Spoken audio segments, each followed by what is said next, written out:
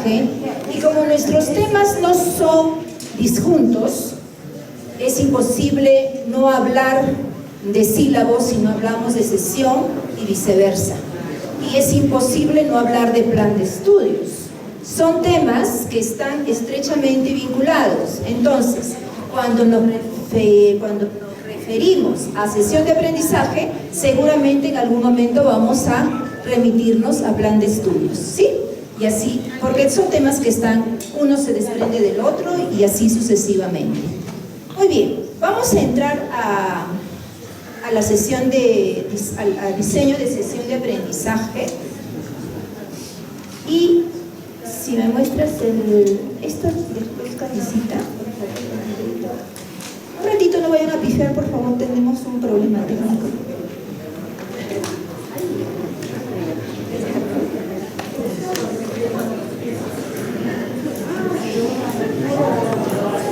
Te aviso en qué momento. Ya, ahora, por favor, los vamos a invitar, porque queremos en esta primera parte reflexionar sobre nuestra actividad académica, sobre nuestro rol como docentes, ¿ok? ¿Alguno de ustedes ha enseñado en la básica alguna vez, quizás con variante técnica? No, ninguno. Todos hemos comenzado por primera vez en institutos superiores tecnológicos. Muy bien. ¿Cuántos tienen, a los que estamos presentes, formación pedagógica? Sin roche, sin ningún problema. Si somos 1 o 2, no pasa nada. Ok, somos 4 o 5 personas los que tienen formación pedagógica. Eso quiere decir que la mayoría de los que estamos aquí somos docentes, lo que le decíamos antes, no sé si hasta ahora, de carrera liberal, es decir, ingenieros, quizás veterinarios, médicos, secretarios, etc. ¿Ok? Listo.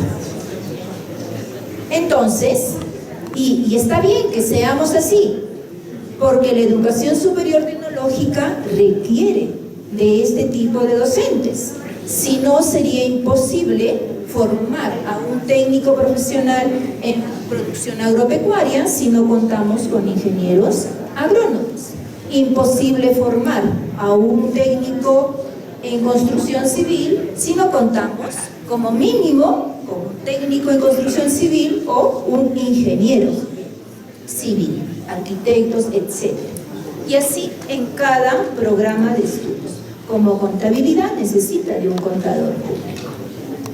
Sin embargo, y todos los que estamos aquí, si estamos en la educación superior tecnológica, es porque tenemos esa vocación de formar a nuestros estudiantes y nos esforzamos por que ese conocimiento que tú tienes llegue de la mejor manera posible a tus estudiantes, ¿verdad? Y para eso te esfuerzas cuando haces, porque implica un esfuerzo mayor. Si no se tiene una formación pedagógica, implica un esfuerzo mayor para poder armar un sílabus y mucho más para llegar al diseño de una sesión de aprendizaje. Porque ya estamos hablando de estrategias, estamos hablando de muchas técnicas de aprendizaje y muchas veces quizás no nos hemos preguntado cómo aprende el ser humano. Y nos lanzamos directamente a formar a nuestros estudiantes con el mejor de nuestro criterio y con la mejor de nuestras intenciones, ¿verdad? Muy bien. Veo docentes jóvenes, así como también veo docentes que tienen jóvenes de espíritu, pero tienen más experiencia que otros.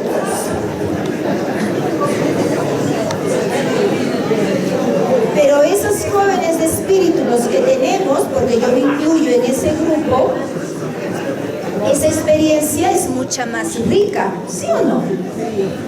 Podemos, porque hemos vivido, hemos aprendido, hemos tenido errores, nos hemos equivocado y hemos corregido esos errores, y eso es lo que nos fortalece uno de nosotros en nuestra labor docente, ¿no?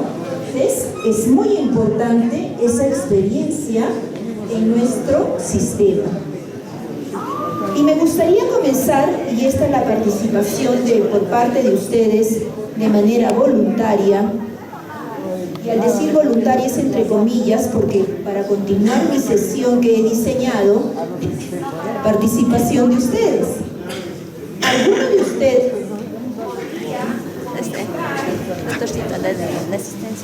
Su experiencia, una experiencia marcado, que lo haya marcado docente, una experiencia que hayan tenido en aula,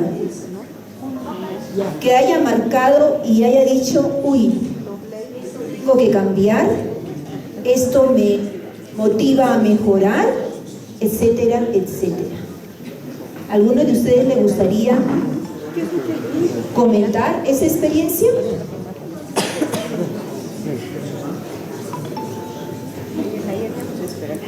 ¿Nadie? Yo estoy segura que aquí en este grupo de casi 100 personas, todos tenemos algo que comentar. Entonces, algo que haya pasado en aula con tus estudiantes. Por ejemplo, voy a comenzar, ¿de acuerdo?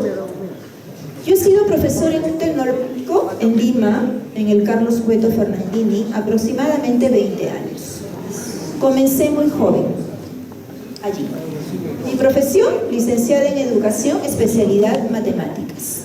Entonces, mi profesor de la universidad me lleva a trabajar en este instituto. Y yo me sentí cohibida, porque yo pensaba comenzar en la básica para luego ir escalando, era mi idea. Sin embargo, se me apareció una oportunidad, el cual era un reto para mí.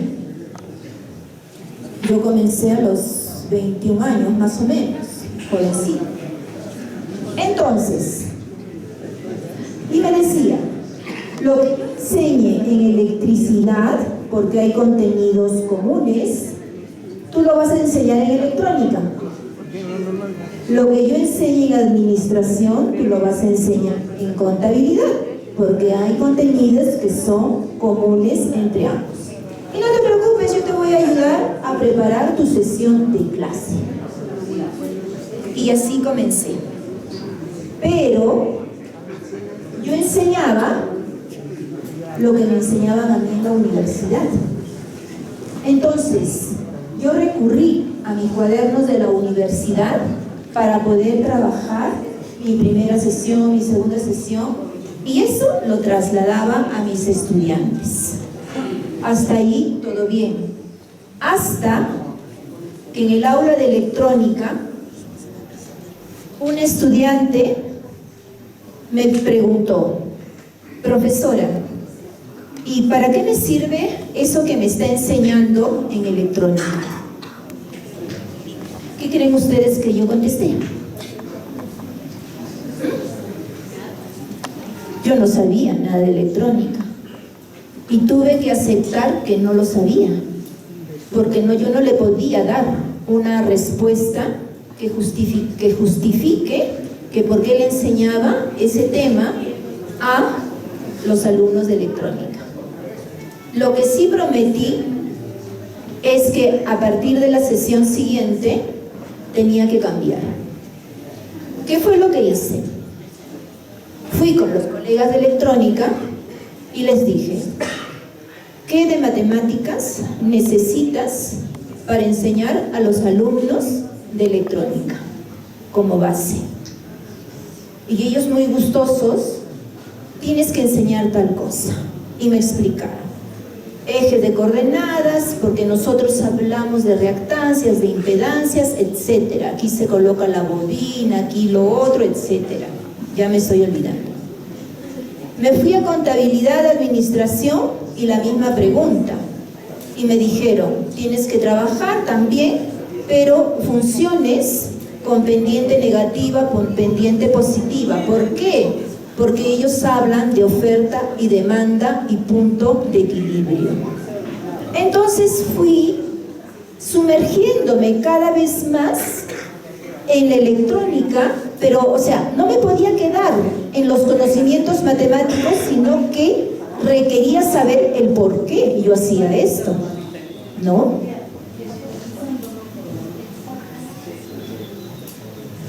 Si tienen su experiencia, me la cuentan después de la mía, por favor. ¿Sí? Y voy por ahí, ¿eh?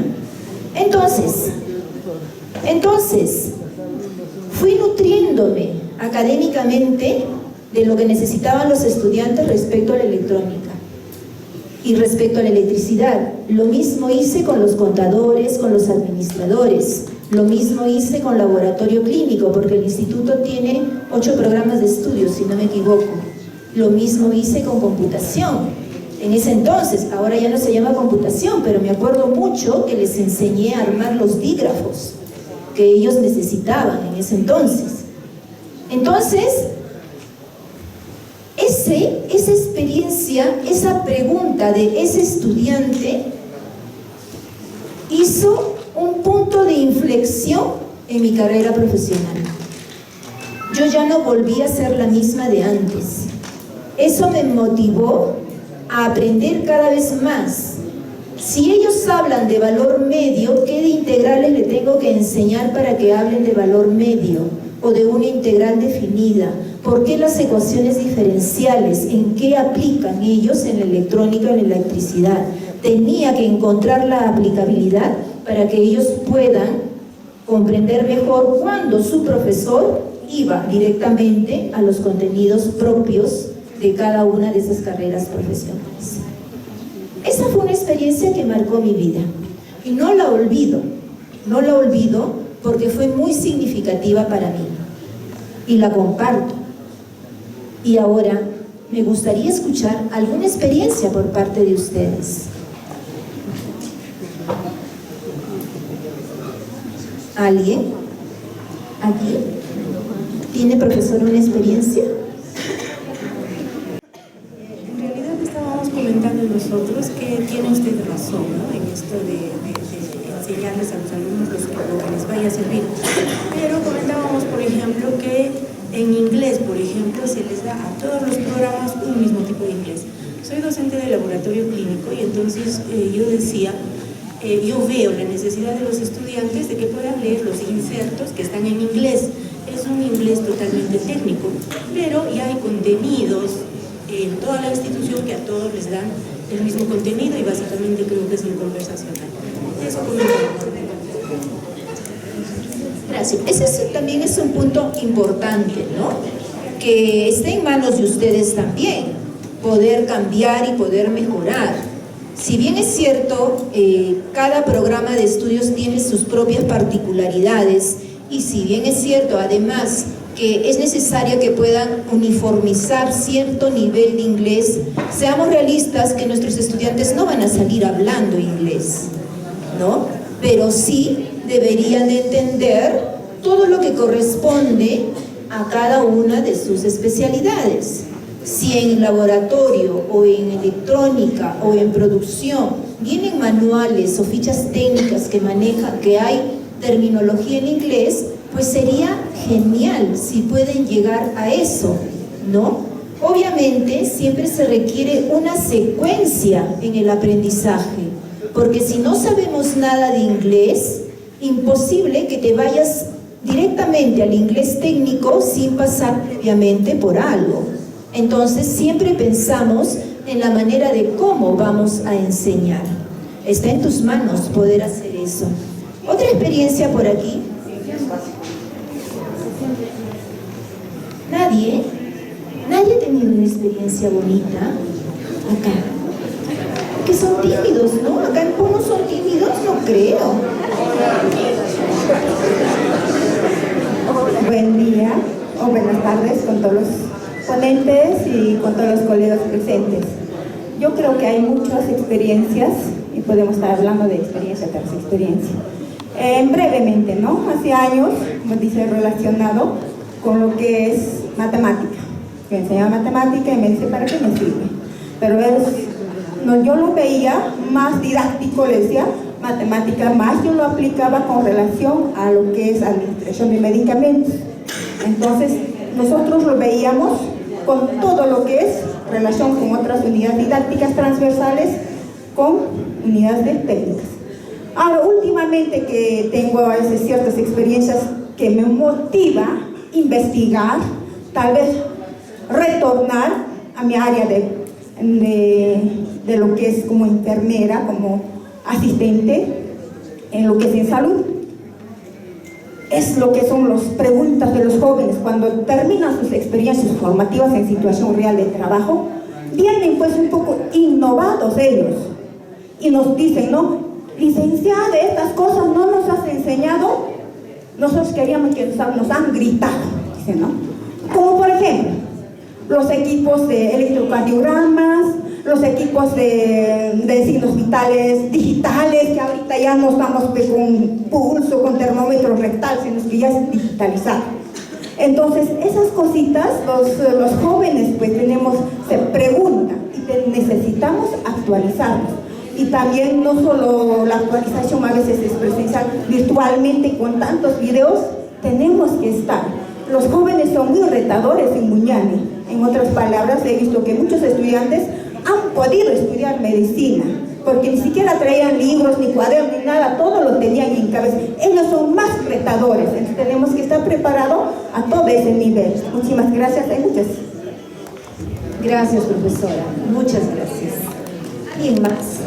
Un varón, hasta ahora dos mujeres. Por aquí, ¿alguien se no bajen la cabeza, yo soy amiga de usted. Profesor, usted nos puede compartir una experiencia.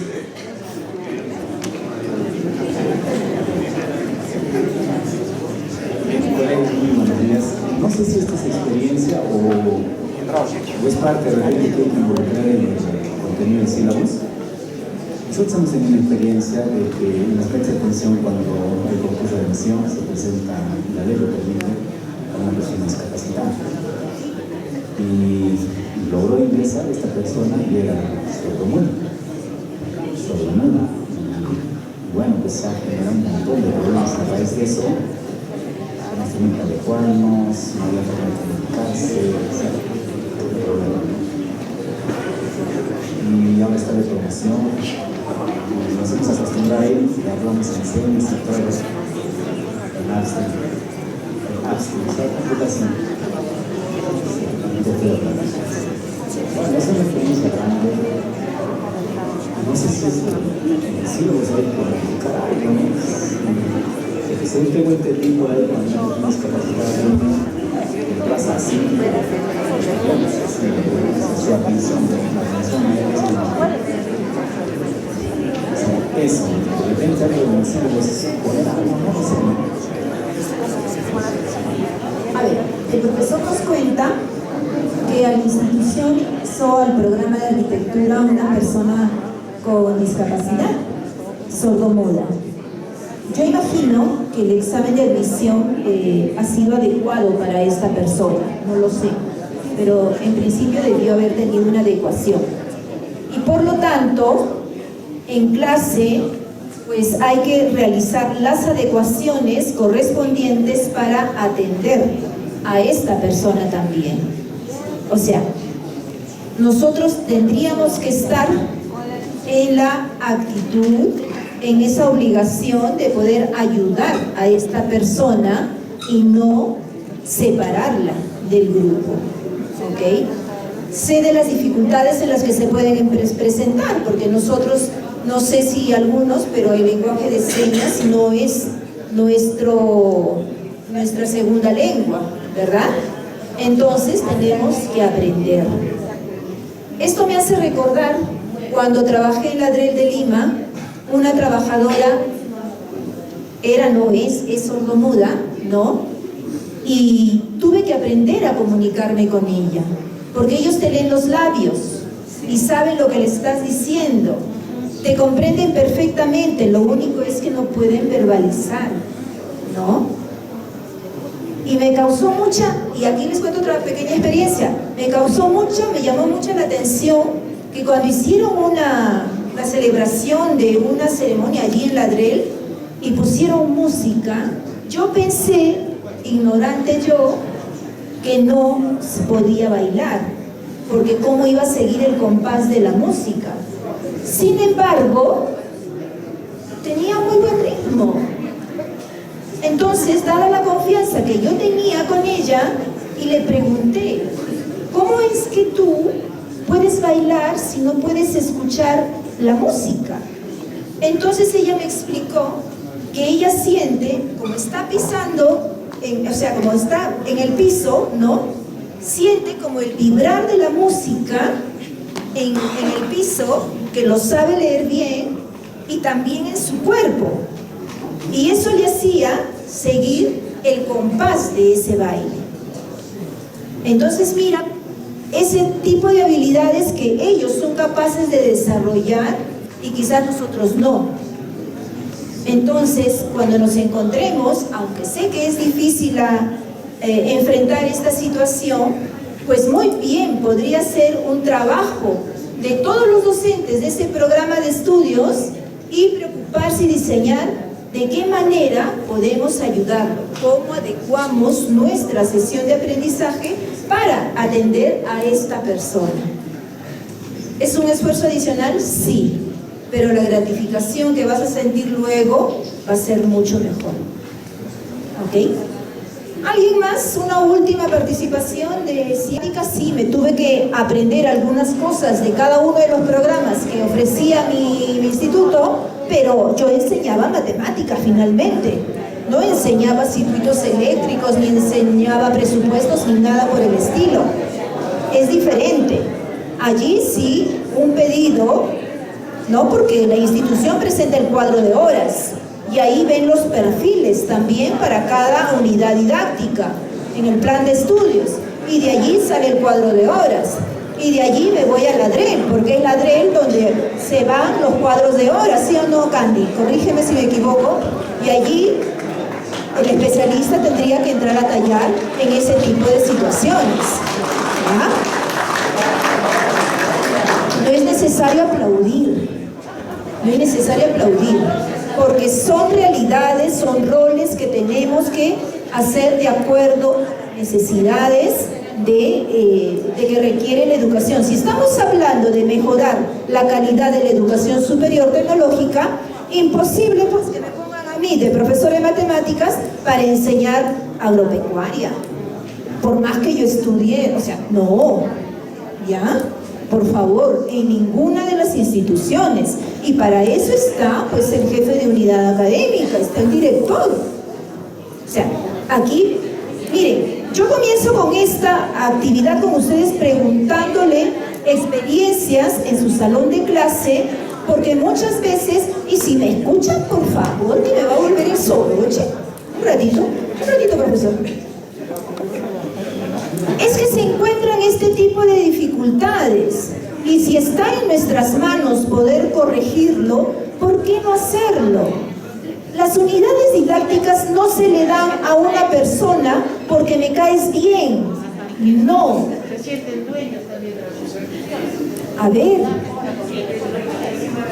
habiendo tanta oferta. las unidades didácticas tienen un perfil de docente que se requiere desde el primer nivel hasta como mínimo ¿cómo se llama esto?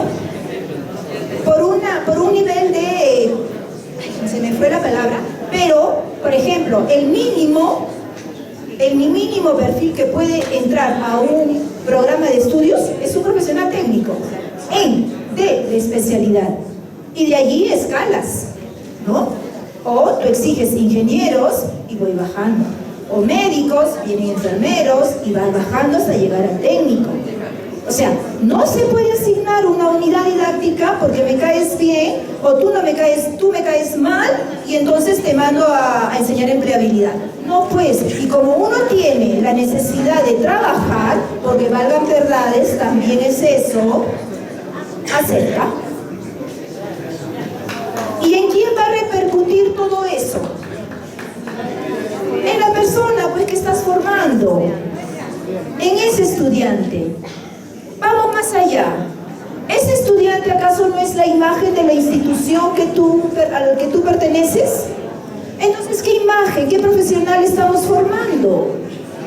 O sea, mucho cuidado con esto, con lo que hagamos, por favor, ¿no?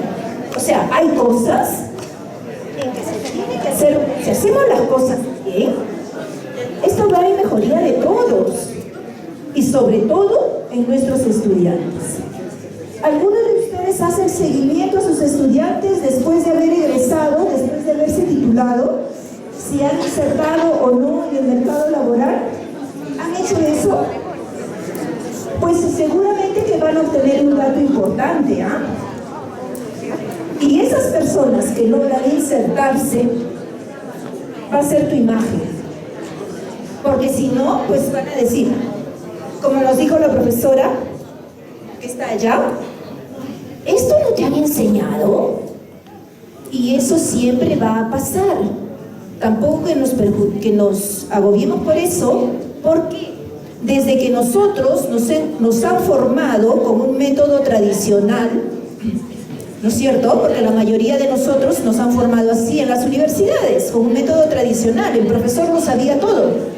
Y nosotros escuchábamos y tomábamos nota. Así nos enseñaron. Pero no porque fuera malo ese método. Fue bueno en su momento, espacio, tiempo histórico, ¿sí o no? Fue bueno ese método. Pero evoluciona, pues, la educación de las personas evoluciona. Por lo tanto, tenemos que evolucionar también como personas y como docentes. Y muchas veces nos vamos a encontrar con estas realidades que van a decir, yo he llegado al aula y me he visto en dificultades también, porque lo que me enseñaron no necesariamente, en cuanto a estrategias y todo, docentes, no necesariamente tenía todas las herramientas. Y seguramente tú, que eres ingeniero de construcción civil, te vas a una obra, te vas a encontrar con otras cosas. Y siempre va a pasar. El sistema educativo nunca va a estar por delante de la tecnología. Nunca va a estar. Siempre vamos a estar después. Pero ¿cuál es nuestro rol? De reinventarnos, de cambiar nuestros perfiles, de modificar, de capitalizar nuestros perfiles profesionales para responder a esas nuevas exigencias. ¿Sí? ¿Me he explicado? ¿Me están escuchando? Sí, ¿verdad? La intención es esta, que tomemos conciencia de los que hacemos, desde los directivos hasta el docente. ¿Ok? Y aquí el profesor quería participar. A ver. Muchas gracias. Sí, en todo lo que manifiesta usted tiene razón. Sin embargo, son realidades muy, de repente, aislados, ¿no?, de lo que viven en Lima y otros lugares ideales. Pero aquí en Puno sucede que cuando se hace una distribución de la carga horaria, pues en muchos institutos hay docentes nombrados, ¿no?, en una determinada carrera o programa de estudios, pues la cantidad de horas que usted distribuye no alcanza. Y entonces, obviamente, se le tiene que dar unidades didácticas que tienen que ver con empleabilidad. Ahora, eso no es culpa de... los institutos no tienen tanta autonomía como para poder cambiar. Porque esto, la Dirección Regional de Educación dice, a ver, ¿cuántos docentes son? Son tantas horas, dividimos, eso es. Ahí no se busca lo ideal. No tenemos autonomía para decir que este docente no tiene perfil, reubique a otro instituto donde corresponde y repónganos con otro que tenga perfil. Eso no podemos hacer, no se puede hacer. Entonces, esas dificultades ya no están en nuestro alcance. Entonces, eso es el motivo que muchas veces se le da a algunas unidades didácticas de empleabilidad, ¿no? Entonces, son realidades concretas que pasan. Aquí en Puno es muy común eso, bastante común eso. Los nombrados, o sea, usted justifica, por ejemplo, en el caso de la profesora, que siendo de producción agropecuaria la envían a construcción civil. ¿Lo justifica? Bueno, no conozco la realidad. No, usted me está cuestionando una cuestión me dice, es que yo para ver este caso tendría que ver su realidad. Ahora, es docente, tiene distribuido toda la cantidad de horario y de repente una unidad queda para ella y de repente debe haber algún criterio de distribución ahí. Mira, la normatividad a nosotros nos permite, ¿no es cierto? Hay jerarquía para la distribución de la carga, ¿no es cierto? Entonces, para yo opinar sobre el caso, tendría que conocer cuánto tiempo viene trabajando la docente, cuál es su situación laboral, etc. Hay muchos criterios para manejar con cuidado este tema.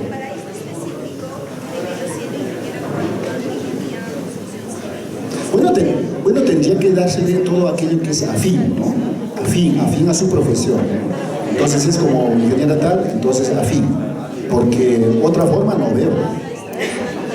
En eso sí estamos de acuerdo. Por ejemplo, Candy, corrígeme, producción agropecuaria tiene...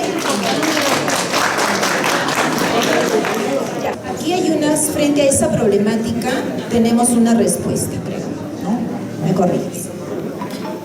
En el catálogo nacional existen como 10 programas de estudios aproximadamente vinculadas a lo que es tecnologías de información. Cuando un instituto parte de computación e informática, no necesariamente debe pasar a arquitectura de plataformas. O sea, no es la relación computación-arquitectura, no. Para pasar de computación a uno de los programas de estudios, se tiene que valorar, la institución tiene que valorar en primer lugar todos los recursos e infraestructuras que posee en la actualidad para poder ofrecer un programa de estudios. Y arquitectura de plataformas no lo es necesariamente, sino el de desarrollo de sistemas de información. ¿Okay? Es otro programa de estudios. Sin embargo, esto siempre se les ha comunicado. Sin embargo, quizás por la denominación que llama mucho más que desarrollo de sistemas, muchos han optado por esto. Y cuando ya han estado desarrollando, se encuentran con la problemática que menciona usted, profesor, ¿no? Entonces, muchos de ellos, en nuestras asistencias técnicas, nos han dicho, queremos ahora regresar a computación informática, porque arquitectura y plataformas, esto no convoca, hasta se presentan arquitectos, nos han dicho, ¿verdad? Entonces, para volver a la denominación, allí ustedes tienen las indicaciones en el catálogo nacional de la oferta formativa, que está en la 049 también, ¿no? Porque la 049 tiene 2 anexos, uno es los LAG y 2 el catálogo nacional.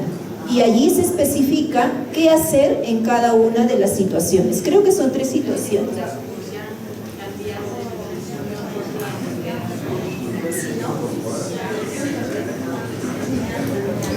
A ver, en este caso que Nancy menciona, cuando nosotros ya hemos hecho este proceso de actualización, en el caso, por ejemplo, de ustedes de computación informática y arquitectura, yo ya no podría, o sea, lo ideal, y lo hemos analizado con el área de cualificaciones, teniendo la problemática, ya no podríamos regresar a computación informática.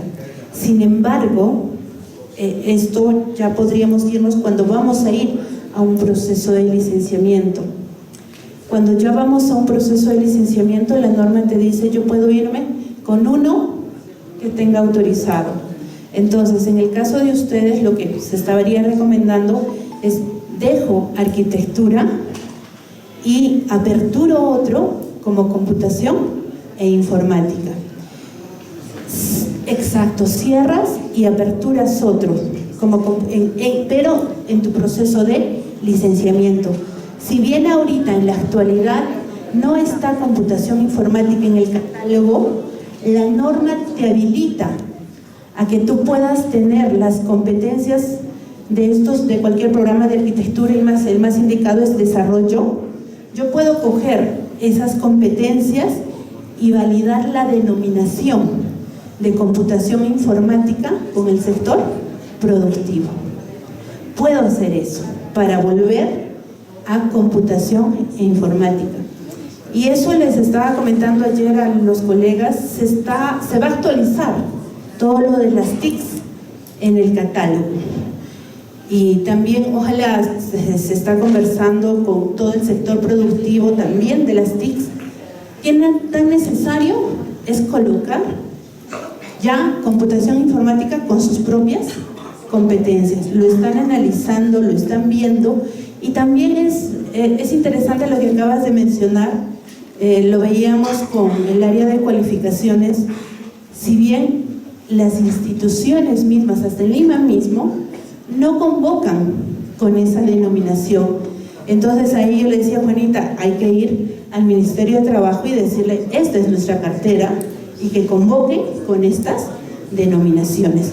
Se va a hacer esos trabajos, ¿no? Pero eso se está pensando por ahí, y también estamos viendo cómo hacemos. Y no solo es el de computación informática, es el de gestión administrativa, es el de asistencia administrativa. Son varios programas. Entonces estamos viendo cómo volvemos, cómo se puede retomar a eso. Claro, pero allí también hay que, antes de migrar a otro programa, hay que analizar bien, ¿no?, hacia dónde deseamos ir, porque no se trata de ir, no, ahora regreso, voy y regreso, o sea, tampoco se trata de eso, ¿verdad? Entonces, antes de tomar una decisión, hay que analizar bien el catálogo para luego aplicar los procedimientos, ¿no? Anticipadamente, muchas gracias por las respuestas, porque estoy seguro que a muchos colegas esto les está cayendo muy bien, porque es una cosa que no está agendada. Sin embargo, aquí en Puno, por ejemplo, sabemos que la informalidad es más que la formalidad. Entonces, eso mismo hace pues que, digamos, todo el catálogo nacional de la oferta formativa se formula, pero no tiene mucha vinculación con lo que sucede en Puno, porque la informalidad es tremendo acá. Entonces, empresas formales no vamos a encontrar. Entonces, cuando uno hace un estudio de mercado, cuando uno quiere articular el sector educativo con el sector productivo, allí vamos a encontrar pequeñas barreras. Y justamente esta mañana se hablaba, por ejemplo, del PEA, ¿no? Entonces, nosotros tenemos, por ejemplo, en el programa de estudios de producción agropecuaria, que son los estudiantes que rápidamente salen, pero son informales. Muchos de ellos tienen sus estados lecheros, sus plantas de leche, etcétera, etcétera, plantas de procesamiento lácteo, etcétera, pero no son formales, ¿no? No son formales porque es muy estricto este tema tributario, el tema de la formalización de las empresas. Eso no ayuda, ¿no? Entonces, este es otro punto también que desde ya les decimos, ya que recogen información ustedes, pues consideren también, y debe considerarse estos puntos, cómo flexibilizar de la mejor manera posible este tipo de actividades.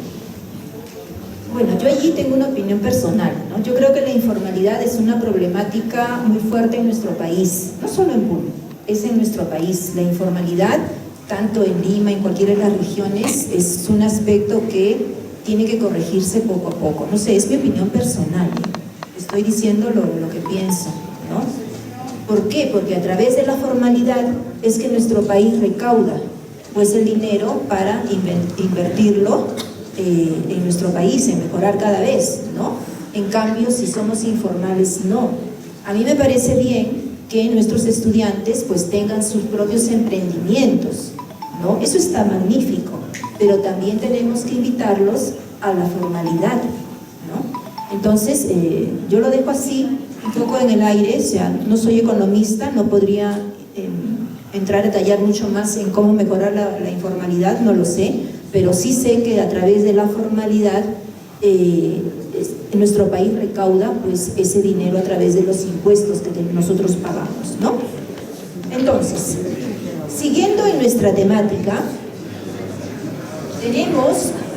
¿podemos mostrar los 4 cuadraditos, por favor? Esto, ¿no? Profesora, ¿podría leer el primer recuadro?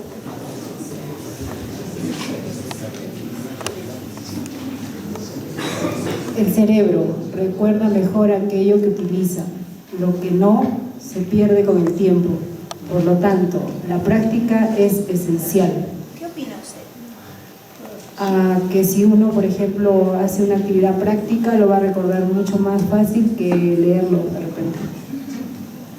Muy bien. El cerebro recuerda recuerda mejor aquello que utiliza, lo que no se pierde con el tiempo. Por lo tanto, la práctica es esencial. ¿Qué opinan ustedes? ¿Es así? Exacto, ¿verdad? Es así. Todo lo que nosotros hagamos a través de la práctica es lo que nos va a quedar. ¿Eso significa que no hay conocimientos detrás de esa práctica? Sí, claro que los hay. Cuando hemos dicho hace unas horas, cuando iniciábamos, que la educación superior tecnológica se focaliza en el saber hacer, ¿el saber hacer qué implica? Tener conocimientos y poner una actitud de por medio para hacer las cosas, ¿no? Entonces, en cada cosa que nosotros hagamos, siempre hay un conocimiento y una actitud. No se puede desvincular. Todos nosotros, por ejemplo, cada uno profesional en su programa de estudios, entras a tu sesión de clase y tú sabes lo que vas a enseñar. Esos son tus conocimientos, no es que vas a aprender ahí. Ya tienes los conocimientos y como has elaborado tu sesión de clase, entonces te esfuerzas de la mejor manera por llegar a ellos. Y cuando llegas a la práctica, pues eso queda mucho más todavía, ¿verdad? El segundo recuadro.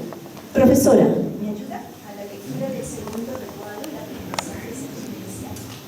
El aprendizaje se potencia con recursos didácticos, imágenes, diagramas y símbolos, estimulan el hemisferio derecho y potencian su conexión con el izquierdo. ¿Qué opina usted? ¿Usted cree que el aprendizaje sí se puede potenciar con recursos didácticos? Con imágenes, con diagramas, sí se puede potenciar. Cuando manejan los símbolos, los diagramas, los jóvenes. Muy bien, sí, efectivamente. Cuando ustedes realicen su diseño de sesión de aprendizajes, pueden utilizar una variedad de recursos para poder llegar mejor a ellos. Pero ojo allí, menos es más. No se trata de utilizar un recurso para el otro y después utilizas más de 10 o 12 cosas en una sesión. No, eso ya no suma.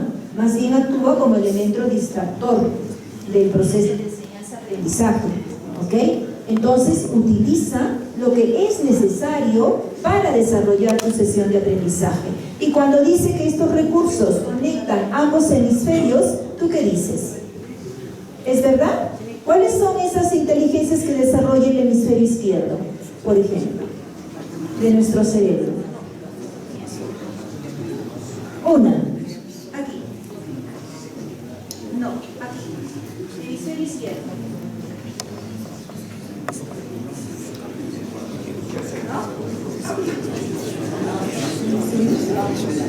¿Emociones? Hemisferio izquierdo.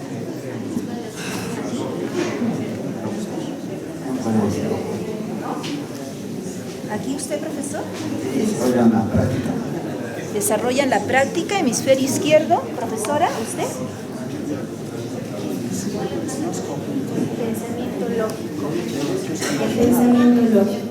Exacto. El hemisferio izquierdo desarrolla aquellas inteligencias que están vinculadas con el razonamiento, con el pensamiento lógico, el desarrollo del pensamiento crítico, a emitir juicios. Cuando nosotros nos enseñaban en el método tradicional, ¿qué hemisferio nos ayudaban a desarrollar con ese método de enseñanza?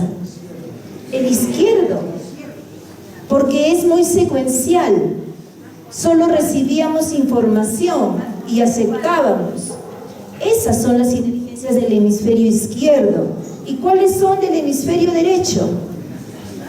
La creatividad. ¿Qué más?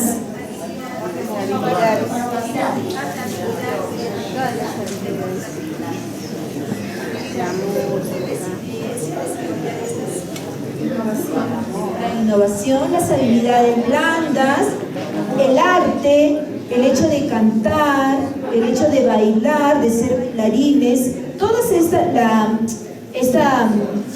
por ejemplo, la ubicación en el espacio, ¿no? Hay muchos, por ejemplo, que no pueden guiarse a través de un plano, ¿no? Sin embargo, cuando salen, ya tienen una memoria fotográfica y dicen, no, vamos por aquí, vamos, y se ubican rápidamente.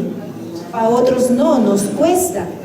Pero eso no significa que no seamos hábiles, sino todo depende de cómo ayudamos a nuestros hemisferios, en nuestro caso, en tu rol como docente, cómo ayudas, cómo ese diseño de sesión de clase ayuda, esas estrategias que utilices, esos recursos que utilices, contribuyen a que esos dos hemisferios se conecten. Entonces, eso es algo importante que debes de tener en cuenta cuando diseñas tu actividad de aprendizaje. Vamos con la otra. Profesor, ¿me ayuda con la lectura del tercer recuadro? ¿De qué dice situaciones como el estrés? Situaciones como el estrés y la depresión afectan el aprendizaje y lo limitan. Se aprende mejor en contextos relatores y o placenteros. ¿Qué opina usted? En cuanto a esto, lógicamente si el estudiante tiene problemas emocionales, va a limitar, ¿no?, en el proceso de aprendizaje. Se aprende mejor en contextos relatores, placenteros.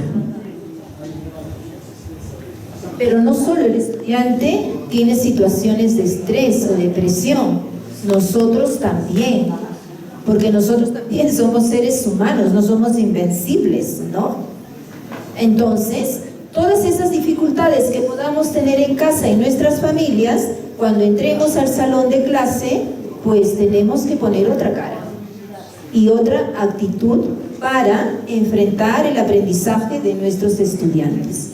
Y seguramente que cuando llegue esa clase, muchos de ustedes también se han encontrado con estudiantes donde iban muy bien en clase, con un buen rendimiento académico, sin embargo, ha bajado y te interesas por esa persona, a ver qué ha pasado. Y seguramente que hay problemas en casa, ¿no? Muchos de ustedes, y tratan de orientar a pesar de las dificultades que puedas estar pasando tú en casa, ¿no? Porque ese es nuestro rol. El docente es un arte también ser docente. Es saber pararnos al frente, tener una postura adecuada y saber llegar a nuestros estudiantes en base a lo que estamos diseñando nuestra sesión de aprendizaje. Quizás muchas veces nos saquen de ese guión que tú has planificado, pero vas a tener que desarrollar esa habilidad de poder retomar otra vez y llevarlo a lo que tú te has pretendido, o pretendes, mejor dicho, ¿no? Último recuadro. A ver, por aquí, profesor, usted.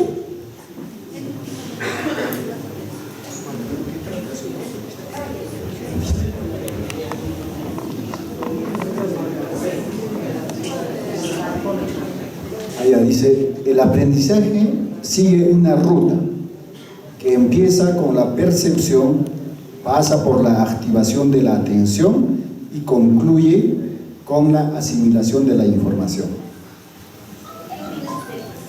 Lógicamente, cuando uno imparte un tema determinado, pues hay que ponerlo interesante. Y ese tema es justamente lo que muchos carecemos, el tema del inicio, ¿no? Relacionarlo bastante con el tema casual, una casuística, y va pasando los diferentes procesos hasta que llega a captar al estudiante. Gracias. Todos nosotros, por ejemplo, si lees un artículo, cuando lo lees por primera vez, no es que asimiles la información. Tienes un primer contacto con esa información y pasas por un proceso de percepción. Vas imaginándote o vas uniendo esos saberes que tú tienes y tratando de conectarlos con esa nueva información. Y después vas procesando la información. ¿Qué significa procesar la información? Entrar a una etapa quizás de madurez, ¿no?, de esa información, de consolidar tus conocimientos en base a lo que estás leyendo. Y después de eso, recién viene la asimilación de la información. Y lo mismo ocurre con tus estudiantes cuando comienzas una sesión de aprendizaje. Pasa por esos momentos. Entonces, para que eso ocurra y tenga efecto, pues tenemos que diseñar esa ruta. Por ejemplo, ustedes han dicho que tenemos capacidades, una capacidad, me voy a referir, y esta capacidad tiene, no lo sé, indicador de logro 2, indicador de logro 3, por ejemplo, 3 indicadores de logro. ¿Cómo determinas el número de indicadores de logro que debe de tener esta capacidad? ¿Qué ves ahí? ¿Qué analizas en la capacidad para definir o determinar cuántos indicadores de logro debes trabajar, vas a evaluar? ¿Qué analizas? ¿Analizas la condición de la capacidad nada más?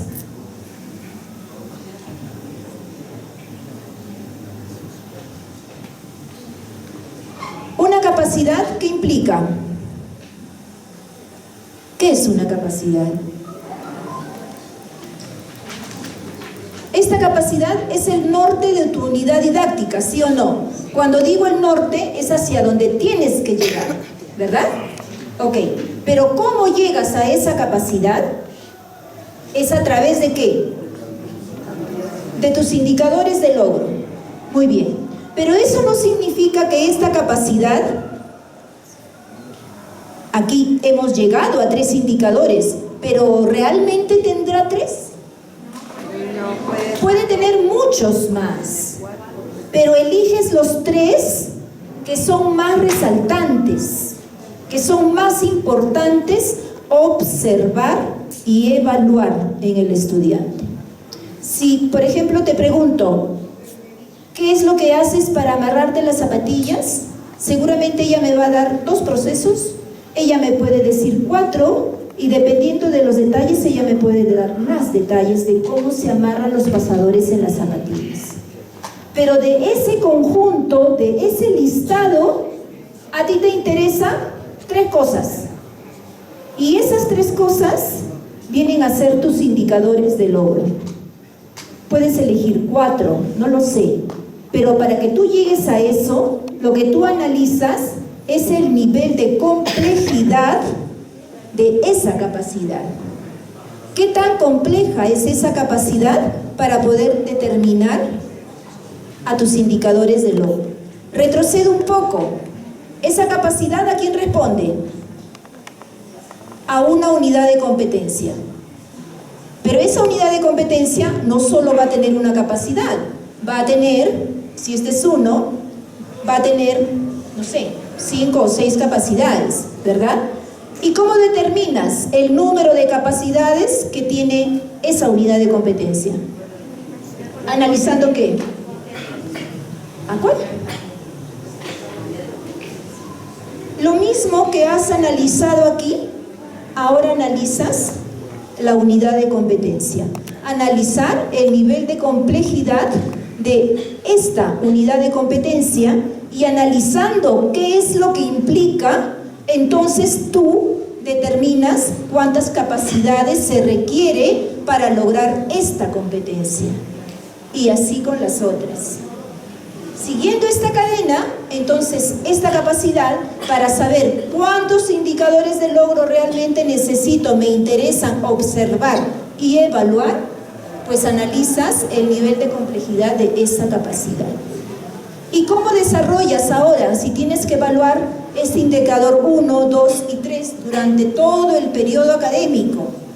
Pues, haciendo esto, podrías decir, inicio de clase, tú tienes número de sesiones,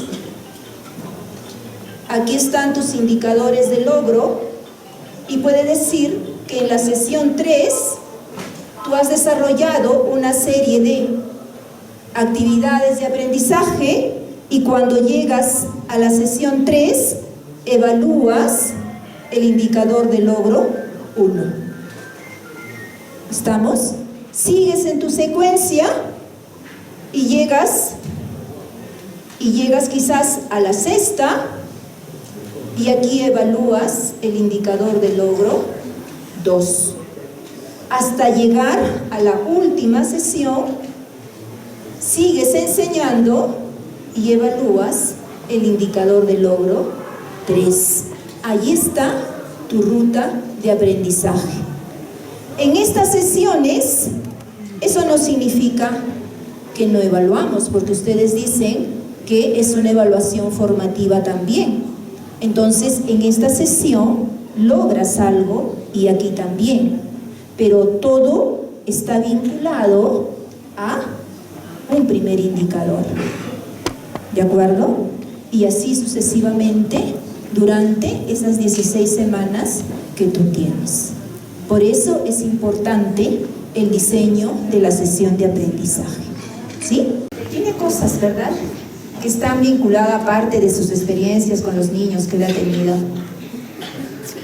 Seguramente que nosotros también nos hemos encontrado y nos vamos a encontrar con estudiantes que a veces, a pesar de que tú planifiques de una forma, no necesariamente vas a encontrar las respuestas que esperas. Y allí es donde está tu labor de saber encaminarlos, de retomar otra vez, ¿no? Entonces, por eso es que es muy importante siempre diseñar esas sesiones de aprendizaje. Si tengo una sesión de aprendizaje, aunque sea el mismo tema, la voy a trabajar en 2, pues tienes que retomar lo que has trabajado, ¿no? Y no partir de cero. Siempre recoge eso que has trabajado en la sesión anterior para que lo puedas reforzar en la segunda y así sucesivamente en las sesiones que te toque desarrollar hasta llegar a la evaluación, pues, de los indicadores de logro, ¿no? Muy bien.